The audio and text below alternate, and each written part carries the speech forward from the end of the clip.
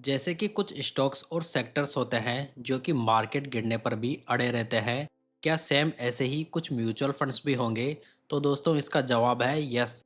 तो इस वीडियो में हम पूरे म्यूचुअल फंड यूनिवर्स से वो म्यूचुअल फंड चुनकर लाए हैं जो कि मार्केट गिरने पर भी रियल स्ट्रेंथ दिखाते हैं। इस डीप रिसर्च में मैं आपको large cap, mid cap, small cap, multi cap and flexi cap funds बताऊंगा जिन्होंने कि लास्ट 1 ईयर की मार्केट गिरावट में भी लिमिटेड गिरावट के साथ में अच्छे रिटर्न्स बनाकर दिए हैं। तो चलिए वीडियो की शुरुआत लार्ज कैप फंड से करते हैं। ये जो लार्ज कैप फंड्स होते हैं वो टॉप 100 कंपनीज में से स्टॉक्स का सिलेक्शन करते हैं जहां पर मिनिमम 80% यहाँ पर लार्ज कैप कंपनीज में इन्वेस्ट करके रखना होता है। अगर लास्ट 1 ईयर में देखें तो यहाँ पर BSE 100 TRI ने 0.80% के बहुत ही कम रिटर्न्स बनाकर दिए हैं। लेकिन यहाँ पर जो पहला फंड है वो है bank of India large cap fund जिसने कि 13.12% के लास्ट 1 ईयर में रिटर्न्स डिलीवर किए हैं जो कि बेंचमार्क से काफ़ी बढ़िया है।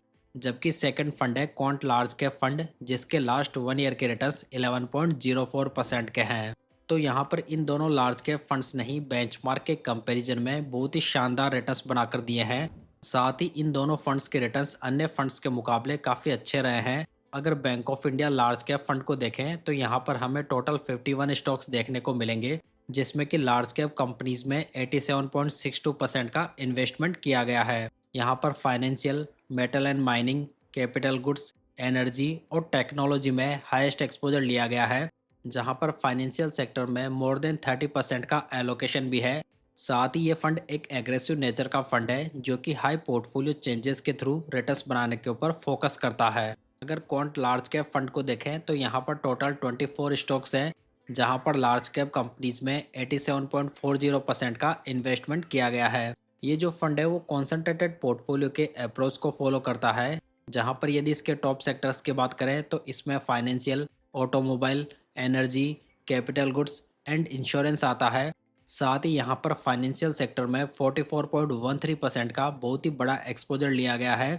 तो यहाँ पर ये फंड उस सेक्टर में दाव लगा रहा है जो कि प्रेजेंट टाइम में काफ़ी बढ़िया चल रहा है। इसी वजह से फंड ने काफ़ी अच्छे रिटर्न्स भी बनाकर दिए हैं।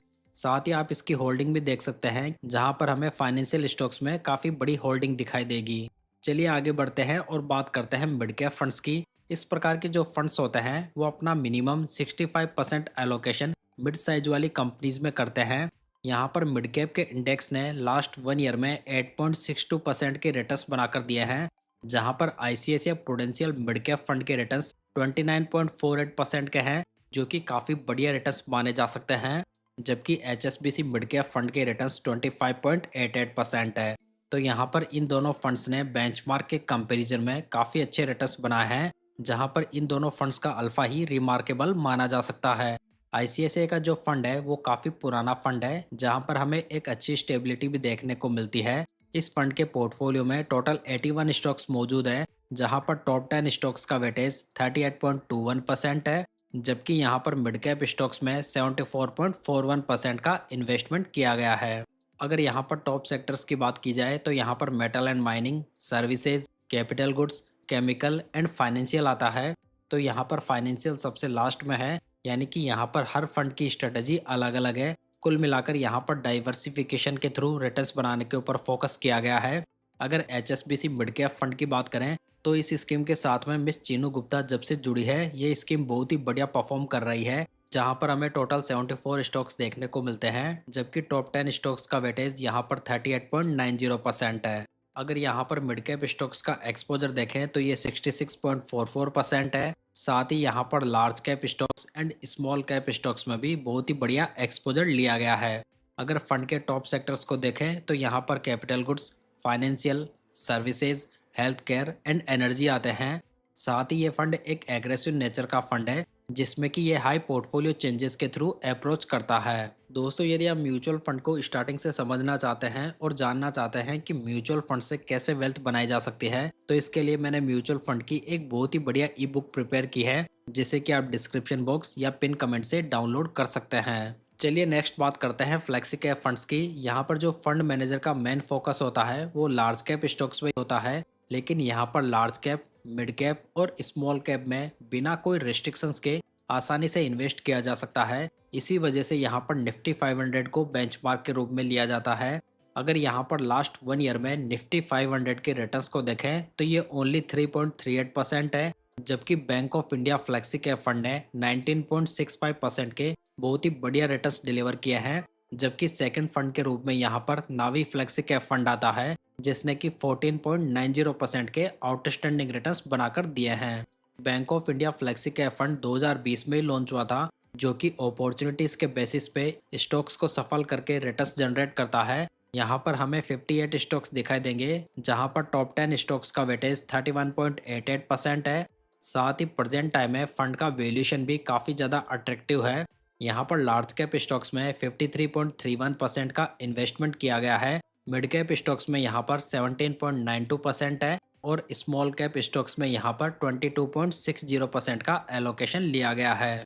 अगर फंड के टॉप सेक्टर्स की बात करें तो इसमें financial, capital goods, metal and mining, automobile और कंज्यूमर स्टेपल्स आते हैं। अगर नावी फ्लेक्सी के फंड की बात करें तो ये एक छोटा फंड है, जहां पर लास्ट 1 ईयर में इसने गुड डाउनसाइड प्रोटेक्शन के साथ में बहुत ही बढ़िया रिटर्न्स बनाकर दिए हैं। जहां पर हमें टोटल 65 स्टॉक्स देखने को मिलते हैं। टॉप 10 स्टॉक्स का वेटेज यहाँ पर 31.57% है। अगर फंड का एसेट एलोकेशन देखें तो इन्होंने लार्ज कैप कंपनीज में 44% का इन्वेस्टमेंट किया है। मिड कैप स्टॉक्स में ये 12.19% है और स्मॉल कैप कंपनीज में ये 36.69% है।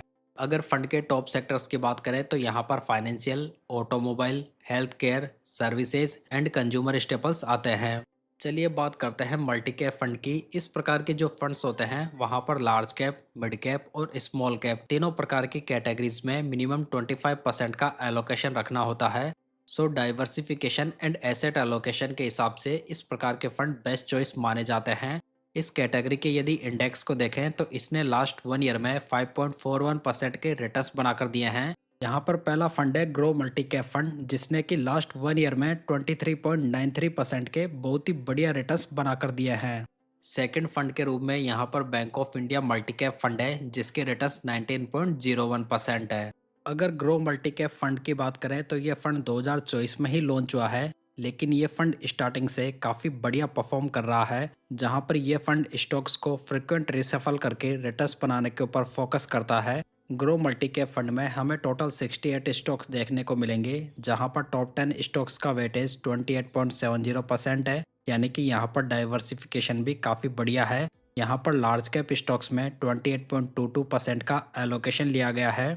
मिड कैप स्टॉक्स में ये 34.15% है और स्मॉल कैप स्टॉक्स में ये 37.63% है। अगर यहाँ पर फंड के टॉप सेक्टर्स की बात करें तो इसमें financial, industrial, consumer, material and technology आते हैं। वहीं पर bank of India multi cap fund की खासियत यह है कि ये फंड बहुत ही बढ़िया रिस्क फ्री रिटर्न्स बनाकर दे रहा है, जहां पर हमें टोटल 57 स्टॉक्स दिखाई देंगे। यहां पर लार्ज कैप स्टॉक्स में 39.65% का एलोकेशन लिया गया है। मिड कैप स्टॉक्स में ये 30.27% है और स्मॉल कैप स्टॉक्स में 25.91% है। अगर इस फंड के टॉप सेक्टर्स की बात करें तो इसमें financial, health care, services, energy and metal and mining आता है। चलिए दोस्तों फाइनली बात करते हैं स्मॉल कैप फंड्स की। दोस्तों इस कैटेगरी के इंडेक्स ने लास्ट 2 साल में बिल्कुल भी रिटर्न्स प्रोड्यूस नहीं किए हैं, लेकिन यहाँ पर भी कुछ एक स्मॉल कैप फंड्स ने बेंचमार्क के कंपैरिजन में आउटस्टैंडिंग रिटर्न्स बनाकर दिए हैं।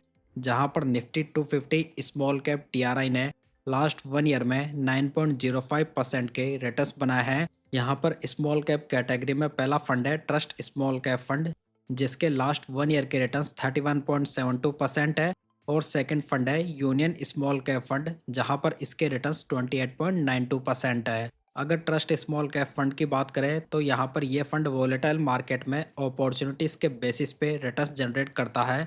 जहाँ पर इन्हें बेटर अपॉर्चुनिटीज़ नज़र आती है वहाँ पर यह फंड स्विच कर जाता है। इसी वजह से इनका टर्नओवर रेशो 194% का है।